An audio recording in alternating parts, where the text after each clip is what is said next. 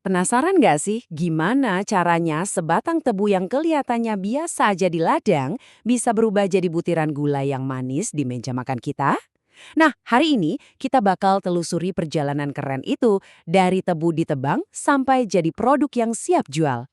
Kita akan kupas tuntas semua prosesnya. Dan sumber kita nggak main-main loh. Langsung dari pedoman teknologi Departemen Pertanian. Jadi semua yang kita bahas ini valid banget. Terutama buat Anda, para petani atau pengusaha agribisnis tebu. Oke, bayangin, panen sukses besar, tebu melimpah ruah. Terus, apa langkah selanjutnya? Nah, ini dia pertanyaan yang paling penting. Soalnya, apa yang kita lakukan setelah tebu ditebang itu menentukan banget kualitas akhir dan pastinya untung yang bakal kita dapat. Ini dia peta perjalanan kita hari ini. Ada 5 tahap utama yang harus kita lewati bareng-bareng. Semuanya ini saling nyambung, jadi jangan sampai ada yang kelewat ya. Yuk kita mulai dari yang pertama. Oke, bagian pertama, panen dan transportasi. Kedengarannya simpel ya, tapi jangan salah, disinilah pondasi kualitas gula kita dibangun. Salah sedikit aja di tahap ini bisa berabe ke belakangnya. Ayo kita lihat lebih dalam. Coba lihat tabel ini. Anda dihadapkan pada pilihan nih, mau pakai cara manual dengan golok, pakai mesin canggih harvester, atau diurai. Masing-masing ada plus minusnya. Pakai mesin jelas lebih cepat, tapi investasinya besar. Manual lebih murah di awal, tapi ya itu, butuh banyak orang dan waktu. Ini pilihan strategis yang harus disesuaikan sama skala bisnis Anda. Dan ini dia aturan emasnya, jangan lewat dari 24 jam. Anggap aja ini lagi balapan sama waktu. Kenapa? Karena setiap jam tebu nganggur setelah ditebang, kandungan gulanya terus turun. Belum lagi risiko kena bakteri. Jadi, di sini waktu itu benar-benar uang.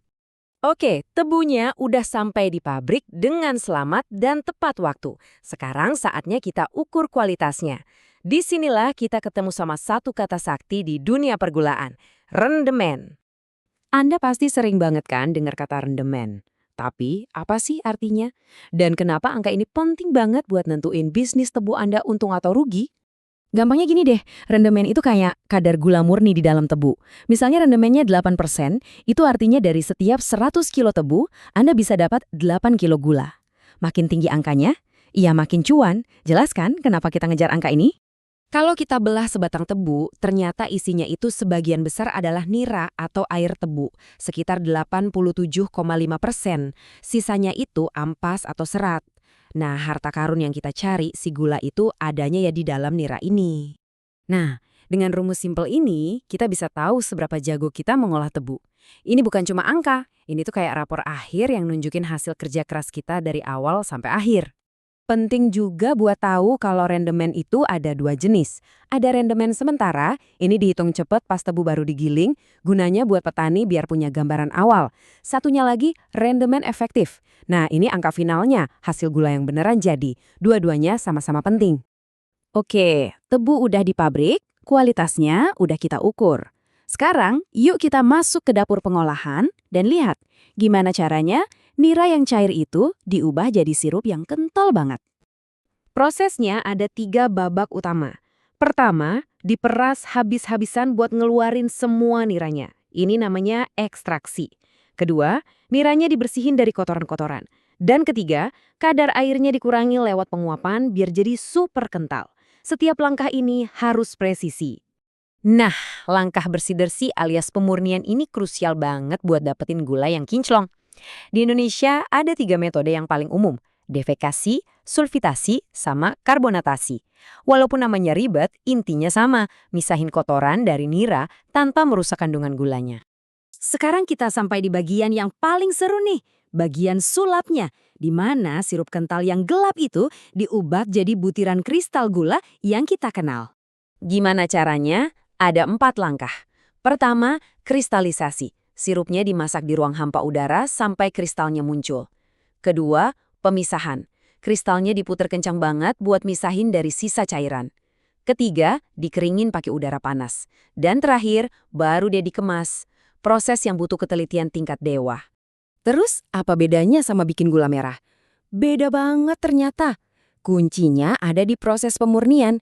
Kalau gula putih itu dibersihin habis-habisan biar bening, gula merah justru sebaliknya, pemurniannya minimalis. Makanya warna, aroma, dan mineral alaminya masih ada. Cara masaknya juga lebih tradisional.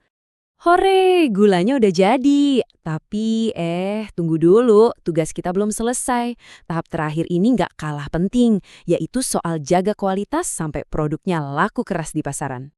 Ini nih ijazahnya gula kita. Biar bisa dijual secara resmi dengan label SNI, harus lulus standar ini.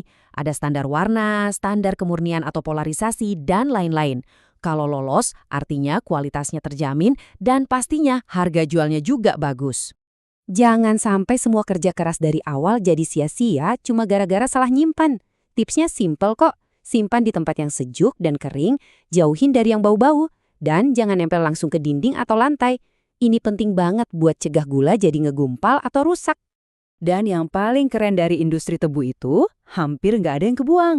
Selain gula sebagai produk utamanya, ada harta karun lain yang bisa jadi duit. Tetes tebunya bisa jadi bahan baku lain, ampasnya bahkan bisa jadi bahan bakar buat pabriknya sendiri. Ini sumber pendapatan tambahan yang wajib dimaksimalkan. Jadi nih, setelah kita lihat seluruh perjalanannya, dari ladang sampai jadi gula, sekarang coba deh pikirin, di bagian mana ya usaha Anda bisa dibikin lebih efisien? Apa di transportasinya? Atau cara naikin rendemen? Atau mungkin jualan produk sampingannya? Nah, disitulah letak peluang buat bisnis Anda makin maju.